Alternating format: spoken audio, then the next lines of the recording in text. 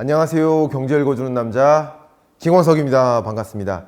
참 이놈의 물가 때문에 힘들다 이런 말씀 많이 하십니다. 뭐 이것저것 장을 봐도 장에 뭐 돈은 많이 썼는데 장바구니에 몇 개의 물건밖에 안 들어간다 하는 말씀도 많이 저한테도 들려옵니다. 그런데 제가 꾸준히 말씀드리는 것처럼 물가는 죄송한 표현입니다만 잡히지 않습니다. 물가가 잡히지 않는데 과연 금리 인하 가능할까? 이런 질문도 많이 하십니다. 그런 질문에 대해서 소상히 답변 드리도록 하겠습니다. 앞서 말씀드렸던 것처럼 뭐 마트에 가면 깜짝깜짝 놀랍니다. 지난주 그 가격이 아니네. 뭐 귤값이 뭐 50% 오르고 말이죠.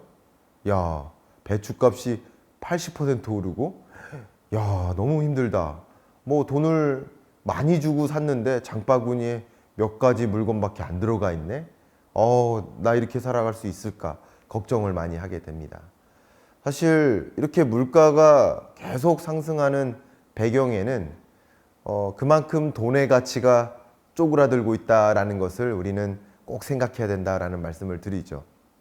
초코파이를 먹는데, 초코파이를 사는데 뭐 10년 전 초코파이 가격이 예를 들어서 1,000원이었어요.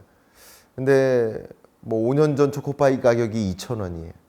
근데 지금의 초코파이 가격은 3,000원이에요. 초코파이의 가치가 올라간 것이 아니라 더 많은 돈을 주고 초코파이를 살 뿐이죠.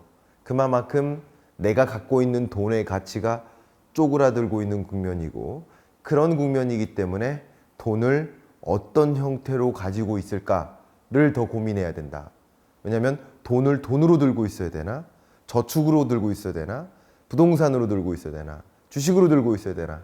하는 고민을 더 하셔야 된다. 그 돈을 어떤 형태로 가지고 있을까를 고민하는 것. 그걸 제가 뭐라고 정의합니까? 그걸 재테크로 정의하죠. 재테크의 정의를 저는 그렇게 합니다. 돈을 어떤 형태로 가지고 있을까? 근데 더군다나 이렇게 고물가가 지속되는 구간에는 내가 갖고 있는 돈의 가치는 쪼그라들고 더 이상 10,000원으로 같은 점심을 해결할 수 없는, 앞으로는 어떨까요? 더 그렇게 되지 않을까요? 그런 국면에 우리는 놓이게 되고, 또 월급 들어와 봤자 뭐 카드 대금 빠지고 국민연금 빠지고 자동차 할부 빠지고 의료보험 빠지고, 그리고 그 통장은 텅텅 비게 되죠. 이것저것 다 오르는데 또 월급은 오르지 않으니 나의 월급은 통장이 아니라 통장이다 라고들 말씀 많이 하시죠. 그런 참 우리 서민들의, 또 임금 근로자 여러분들의 서름도 굉장히 심각하다고 생각합니다.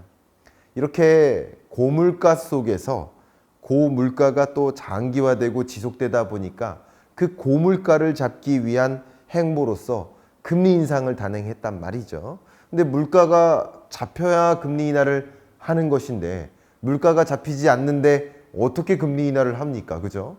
그래서 물가 과연 잡힐까? 물가 잡히지 않는다고 했는데 정말일까? 그 부분에 대해서 소상히 말씀드리고, 금리 인하 시점 언제일까? 이런 부분도 코멘트를 좀 드려보고 싶었습니다. 2024년 경제전망서에서도 뉴 레짐의 시대다. 물가 상승률은 다소 떨어질지 모르지만 여러분이 체감하시는 그 물가는 여전히 높을 것이다. 그리고 금리 인하를 단행할진 모르지만 여전히 여러분이 경험하고 계시는 금리는 높은 금리일 것이다. 대대적인 금리 인하는 어려울 것이다.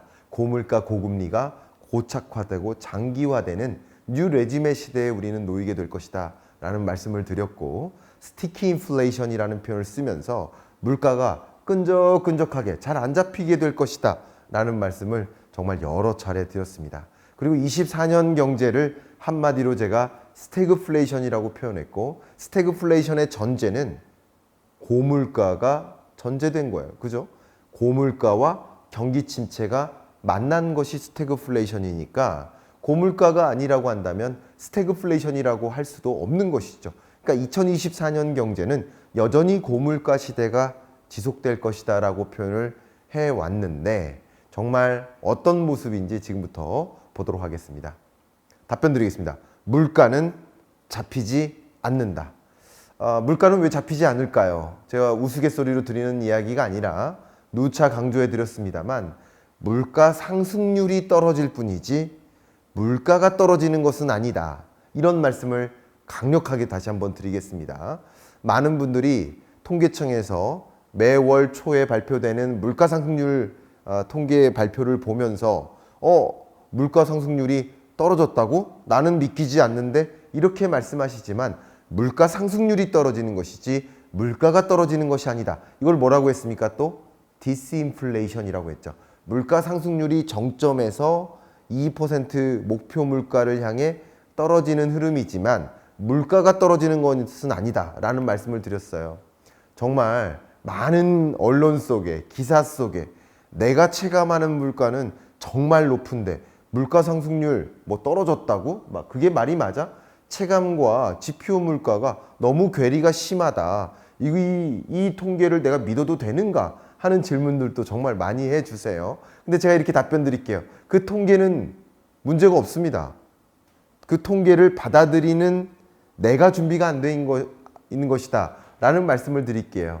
2021년 물건의 가격이 이 값이 100원이었어요. 2022년 한 해 동안 5.4%가 올랐습니다. 그러면 그 5.4% 오른 100원에서 5.4% 오른 약 105원가량에 되는 이 물건 가격이 또 3.3%가 오른 거예요. 그럼 5.4에서 3.3%로 물가 상승률이 떨어졌지만 물건의 가격은 어떻습니까? 계속 오르는 거죠. 그러니까 우리가 체감하는 것은 주로 물가인 것이고 우리가 통계로 지표로 받아들이는 그 물가 상승률의 개념은 다른 것이다. 그래서 물가 상승률이 떨어져도 내가 체감하는 물가는 높은 것이다. 심지어 제가 2023년에 물가는 잡히지 않는다.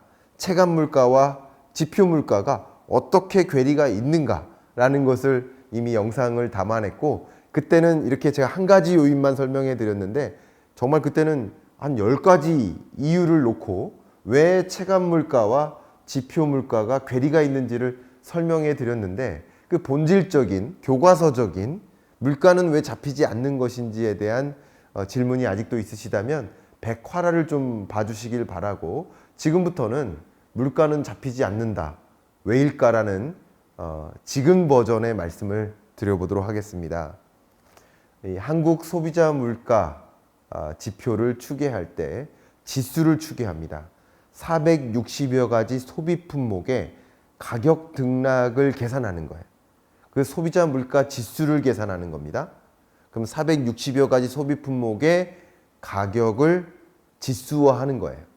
근데 지수화된 가격을 보면 이 바그래프죠. 파란색. 한 번이라도 떨어진 적이 있어요? 한 번도. 단 한 번도 떨어져 본 적이 없어요. 그죠? 물가는 떨어지지 않습니다. 그리고 우리가 주로 받아드는 지표는 뭐예요? 물가 상승률이죠. 그게 바로 이 빨간색 그래프예요. 빨간색 그래프가 0 밑으로 떨어진 적이 있어요? IMF 외환위기 때도, 글로벌 금융위기 때도, 팬데믹 경제위기 때조차도 물가가 작년보다, 그 전년보다 떨어진 적은 없습니다. 단 한 번도 소비자 물가가 전년보다 떨어져 본 적이 없어요. 그러니까 물가는 잡히지 않는 겁니다. 물가는 계속 올라가는 겁니다. 다만 물가 상승률이 떨어져서 2% 수준, 목표 물가 수준에 안착하느냐, 2%를 벗어나서 너무나 높게 치솟는 물가를 경험하느냐, 그 차이라고 볼 수 있겠습니다. 다만 이 목표하는 2% 물가, 이 2% 목표 물가치를 상회하면 고물가다, 고물가 시대다, 인플레이션이다 라고 정의하고요. 2% 목표 물가에 부합하지 않으면 저물가 시대다 이렇게 정의하는 경향이 있고 심지어 이 연간 물가 상승률이 마이너스로 실제 떨어진다 라고 한다면 디플레이션에 부합한다 라고 할 수 있겠죠. 마치 중국의 모습처럼 일본이 잃어버린 20년을 겪은 것처럼 물가 상승률이 마이너스로 떨어질 때 그때도 또 심각한 어려움을 주겠죠. 경제적인 어려움을. 어쨌든 물가는 잡히지 않는다. 물가는 한 번도 잡힌 적이 없고 앞으로도 물가가 잡힐 거라고 생각은 안 합니다. 그래서 물가는 잡히지 않는다. 다만 물가 상승률이 목표하는 2% 수준으로 잡힐 수는 있다. 그러니까 물가가 잡히는 게 아니라 물가 상승률이 잡히는 것이다. 이렇게 답변 먼저 드리겠습니다. 근데 지금부터 질문은 물가 상승률은 왜 잡히지 않는가? 이 질문이에요. 최근에 미국 소비자 물가 상승률 추이를 보여드리겠습니다. 9.1% 정점을 찍고 한 4% 정도까지는 좀 빠른 시간 안에 내려왔는데 4%를 기록한 이래로는 끈적끈적하게 3.1%까지 안 떨어지고 계속 유지되는 모습이에요. 이걸 제가 스티키 인플레이션, 끈적끈적한 고물가 기조가 유지될 것이다 라고 말씀을 드린 거죠. 여러 가지 이유가 있습니다. 여러 가지 이유가 있지만 한 가지 가장 기본적인 이유를 대드리면 이 소비자 물가 상승률은 전년 동월 대비 등락률이에요. 그럼 22년 연 중반에 6, 7월에 정점을 찍었을 때랑 비교하면 23년 연 중반은 어때요? 급격히 물가 상승률이 나름 떨어지는 것처럼 보이겠죠. 왜? 기저효과니까. 22년 6, 7월 치솟았던 그 물가 상승률과 비교했을 때의 등락률은 나름 안착되는 겁니다. 근데 23년 연 중반에 나름 안정화된 물가 상승률에 기초해서 그거보다 물가가 얼마나 올랐나를 계산할 때는 이미 떨어진 물가에서는 거기서 더 떨어지기는 쉽지 않겠죠. 그런 관점에서 기저효과가 반영되기 때문에 소비자 물가 상승률은 기저효과가 발현되기 때문에 24년 상반기 중에는 특히 이 물가 상승률이 잘 안 떨어질 겁니다.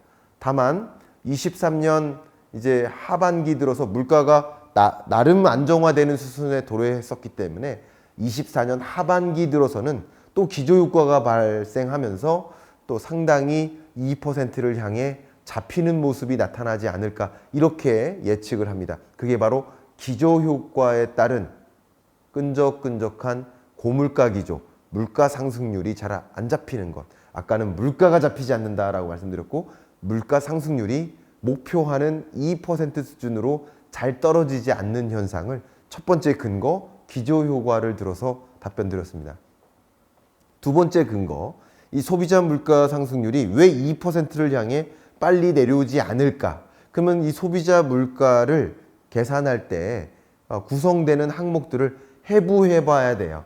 해부를 해보면 특히 뭐가 그 기여도가 여전히 높아요? 네, 근원 서비스 물가의 기여도가 여전히 높습니다. 그러면 물가 상승률이 2% 수준으로 떨어지려면 뭐가 떨어져야 된다는 거예요?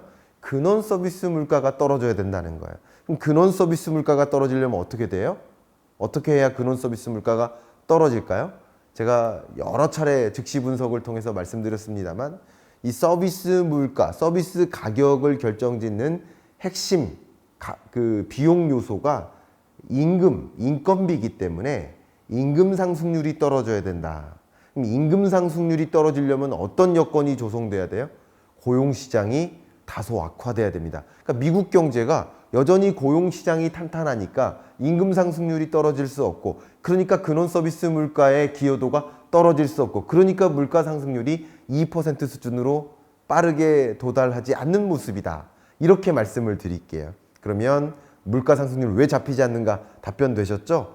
고용시장이 특히 미국 경제가 너무나 탄탄하고 여전히 미국 고용시장이 견조하기 때문에 임금 상승률이 떨어지지 않고 또 주거비가 떨어지지 않으니 그런 서비스 물가가 당장 떨어지지 않는 것이다. 그래서 물가 상승률이 목표하는 수준에 부합하지 않는 2% 목표 수준에는 여전히 부합하지 않는 것이다.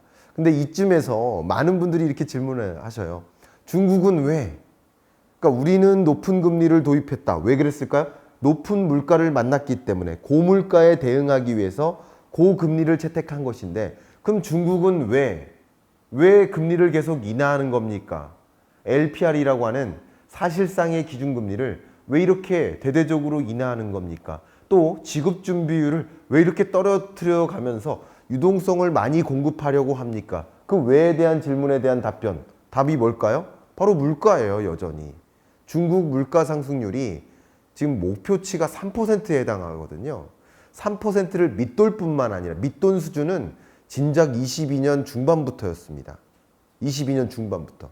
그리고 2020년 이래로 계속 3% 목표 물가를 밑돌았어요. 굉장히 오래된 거예요. 심지어 23년, 24년 들어서는 마이너스 물가 행보를 보이고 있습니다. 중국은 왜 금리를 인하한다고요? 낮은 물가이기 때문에, 디플레이션이 우려되기 때문에 물가를 끌어올리고자 금리를 인하하는 것이다. 다른 이유들도 있지만 물가라는 관점에서 설명을 드리는 겁니다. 이제 일본에 대해서 말씀드리도록 하겠습니다. 일본은 왜? 라는 질문을 하세요. 2016년 이래로 일본은 지속적으로 7년 동안 마이너스 0.1%라는 정책금리를 유지해 왔습니다. 왜 일본은 마이너스 정책금리를 이토록 오랫동안 유지해 왔을까요? 바로 역시 물가입니다. 세계적으로 고물가의 고통을 겪을 때 사실 일본은 그동안 이렇게 2020년, 21년, 22년 중반까지도 낮은 물가 때문에 씨름했거든요. 잃어버린 20년, 디플레이션을 경험했거든요. 그 디플레이션을 경험하던 나라가 글로벌 인플레 압력이 작용하다 보니까 그것이 반영된 물가가 고작 4%대 물가였고요. 일시적으로. 평균적으로는 3%대로 내려왔다가 최근에는 2%에 거의 부합하는 물가가 기록됩니다. 그러니까 이제 물가 때문에, 고물가 때문에 금리 인상을 할 필요가 없었던 거예요. 여전히 일본은 경기 부양만 집중하자 하면서 낮은 금리를 도입했었던 것이라고 해석할 수 있겠습니다. 자, 그런데 일본이 지난주에 금리를 인상한 이유는 뭔가요? 금리를 정상화하는 목표인 거죠. 이제 물가 상승률은 2% 수준에 거의 도달했고 목표하는 수준, 안정적인 물가에 도달했으니 이제 낮은 금리면 더 이상 코로나19가 와도 전쟁이 와도 경기를 진작시킬 만한 통화정책 수단이 없는 거다. 총은 있는데 총알이 없는 거다. 그러니까 통화정책 수단을 갖추기 위해서 금리를 정상화, 마이너스 기준금리가 정상화된 금리라고 생각하지는 않잖아요. 그죠? 그러니까 0% 혹은 그 이상의 금리를 올려놔야 지금과 같은 시점에 금리를 나름 정상화해 놓아야 그래야 필요시에 총알을 쓸 수 있지 않겠습니까? 금리를 인하할 수 있지 않겠습니까? 그렇기 때문에 지금의 일본의 금리 인상은 금리 정상화인 것이다. 이렇게 해석을 해주시면 도움이 되겠습니다. 자, 그럼 이어서 일본은 왜라는 질문에 대해서 최근 일본 CPI 물가 상승률 추이를 보여드리겠습니다. 최근 추이를 보시니까 목표하는 수준이 2%인데 2%를 웃돌다가 24년 1월에 1%대로 떨어졌어요. 그리고 물론 2월 달에는 2.6% 수준의 물가 상승률을 기록했습니다. 이런 흐름을 보면 어쨌든 2% 수준에 왔다라고 볼 수 있고 그렇기 때문에 금리를 인상할 필요가 그동안 없었던 것이다. 적정한 물가가 찾아왔기 때문에 물가가 너무 높아서 높은 물가가 부담이 돼서 그런 이유로 금리를 인상할 필요가 없었던 것이다. 특히 일본의 코어 인플레이션, 근원 물가 상승률을 보신다면 2%라는 목표 물가에 부합을 정확히 합니다. 이제 그토록 염원하던 고물가가 아닌 적정 물가에 도래됐기 때문에 굳이 물가 일시적으로 4% 정도를 기록한다고 해서 금리를 인상할 필요는 없었던 것이다. 감사한 물가가 찾아왔던 것이다. 그런 관점에서 정말 7년 동안 한 번도 금리를 인상한 적이 없었던 것이다. 마이너스 금리를 계속 도입했었던 배경을 여러분들이 갖고 계신 질문에 대해서 답변 드리겠습니다. 이제 한국은행은 물가 상승률을 어떻게 바라보고 있고 어떻게 전망하고 있고 금리 인하 시점은 언제 찾아올지를 말씀드린다면 다른 여건도 고려를 해야 되겠지만 한국은행이 바라본 한국의 물가 상승률 추이를 본다면 2024년 하반기 정도면 목표하는 수준 2%에 거의 부합하는 시점이 올 거라고 보는 것이죠. 그리고 그 2%에 부합하는 물가 추이를 계속 유지해 나갈 것이라고 보고 있습니다. 24년 하반기는 7월부터 12월까지인데 이 동안의 평균 물가 상승률이 2.3%니까 24년 7, 8월은 약 2.5%에 가까울 것이고 그리고 24년 11월, 12월은 2% 수준에 거의 부합하는 물가에 도래할 것이라고 한국은행은 전망하고 있는 것이죠. 그런 견지에서 24년 하반기 중반 정도면 물가 상승률만 봤을 때는 금리 인하 시점이 도래할 수 있겠구나라고 판단해 보시면 좋겠고, 조금 이르면 8월, 조금 늦어지면 10월 정도 금리 인하가 가능할 수 있지 않을까. 물론 이 금리 인하는 미국의 금리 인하를 전제해 놓고 판단할 수 있는 것이기 때문에 미국이 금리 인하하는 시점도 반영해 가면서 금리 인하를 하겠지만, 현재 한국은행이 바라보고 있는 물가 상승률의 흐름을 보면, 특히 근원 추이를 보시면 하반기는 정확히 근원 물가가 2% 수준에 부합하기 때문에 하반기 중에는 금리를 인하해도 되겠구나, 이제 목표하는 수준의 물가에 도달했구나, 두 마리 토끼를 잡아야 되는데 물가라는 토끼는 잡았구나, 이제 금리 인하를 단행해서 경기 부양을 해야 되겠구나 하는 통화정책의 움직임, 수순이 일어나지 않을까 이렇게 판단하고요.